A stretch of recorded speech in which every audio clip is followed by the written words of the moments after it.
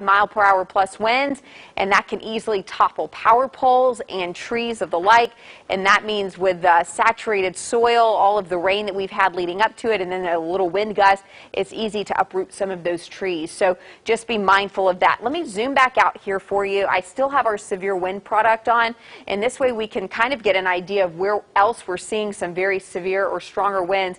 Notice down towards Sipsey as it moves towards Warrior. Now this is going to be right on the edge of the Jefferson County and Walker County line. And look at this. This is actually a little bit impressive to me. I think we're picking up on a little bit of that maroon color, so that means super gusty winds there. Okay, so just outside of Drummond near DeBartoladen, and then just to the south of Creel where you're seeing that maroon, that means the winds are strongest there, and then those are going to be panning out just a bit as well. And speaking of Walker County, we have our reporter Hillary Simon joining us live right now from the Weather Alert Unit. Hillary, tell us what you're seeing.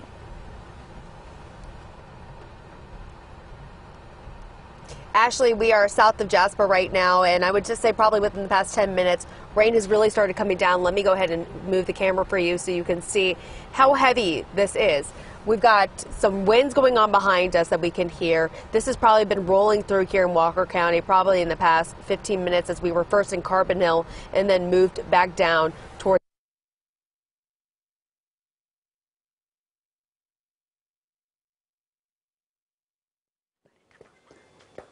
Oh, I think we've lost Hillary there. Probably not getting the best cell phone reception at this time, so we'll check back in with Hillary in just a moment, but you could definitely see by the pictures there in Walker County, heavy rainfall, so folks be careful out there. I know this is a time of day when children are getting out of school, heading home, or maybe you're just getting off of work and trying to get home. There were several early closures today, early dismissals, and canceled after-school activities. Just because of the cancellations and maybe early dismissals is not a pass to just be out to play in the rain. We really need to take these warnings seriously. Any of these thunderstorm warnings that we have blinking in yellow right now could potentially produce a tornado. So always keep that in mind. Just because the limits right now are staying within the severe thunderstorm range does not necessarily preclude them from becoming a tornado warning. We've seen that firsthand for that storm up there in Coleman County. All right, let me put it back on reflectivity. This is going to be where we're looking at the rain falling and areas of rotation. It appears to me now that that storm up in Coleman County is really just become some heavy rainfall, although an interesting little note, it looks like it's trying to form a little V-notch there on the back end, so we'll still continue tracking this. I am going to track it through the remainder of Coleman County, and then as it exits, itself is completely out of the polygon now, so the warning is no longer in effect. Okay, there you go. So yeah, so as Griffin kind of mentioned, the red line you see is that polygon, but the crux of the storm is moving out of that. So at this point, we will just kind of identify this as a thunderstorm, but it is producing significant rainfall, and also those areas of purple could mean that we're looking at the potential for some hail as well. So let me just recap everything, because at this point we don't have any more active tornado warnings on our map. So let me go back here and we'll do this really quick. Let's put this in motion.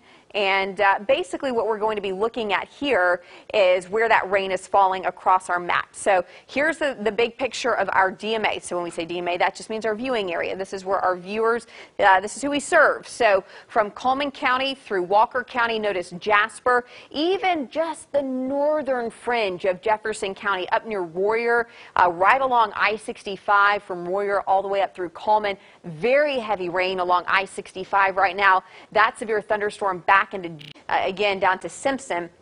That's where we're going to be seeing that need to take cover right now. So let me zoom in here, because I do want to see how this storm is materializing. So it's moving through Brownsville right now, heading towards Cleveland Crossroads. So if you live in Cleveland Crossroad, take shelter immediately. Stay where you are. Hunker down. Get in the inside of your house in the lowest floor possible. This storm system is coming for you right now. This area of rotation. This is crossing over State Road 9. State Road 9, crossing that right now, heading towards State Road 63, heading towards close to County Road 91, and this will be moving towards the city of Liberty. And so if you live along State Road 63 into Liberty, get to your safe place. This is moving east right now. I'll move this map back just a little bit so we can kind of get a better perspective. And then we're going to be looking at Old Providence, Harlem Road there, or Harlan Road, I should say, and then as well as Martin Road. So if you live in Liberty, just to the south of Liberty along Martin Road, get in your safe place right now. And then again, we're going to be looking at State Road 63. So State Route 63, get in your safe place. And then as Saxon Road. Saxon Road, okay, so Saxon Road, and then again, State Route 63. And then some heavy rain to our north there. Let me get back down where we were. There we are. All right, so this is where that inflow is, so that wind is coming in right over Cleveland Crossroads is likely where that storm is currently, that tornado, that area of rotation. So we will continue, we'll kind of mention it as an area where that tornado would form. Right now we don't have confirmation currently, but this storm definitely has history. So it has a history of a tornado, and we are now still getting those reports streaming in from Chilton County, and there's been reports of trees down, there's been reports of entrapment, there's been reports of power outages and power lines down.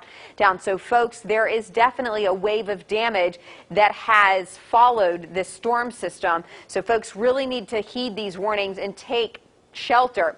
If you live in the community of Liberty, get to your safe place immediately. Old Providence, get there now. Put as many walls between you and the outside as possible. Stay away from those windows.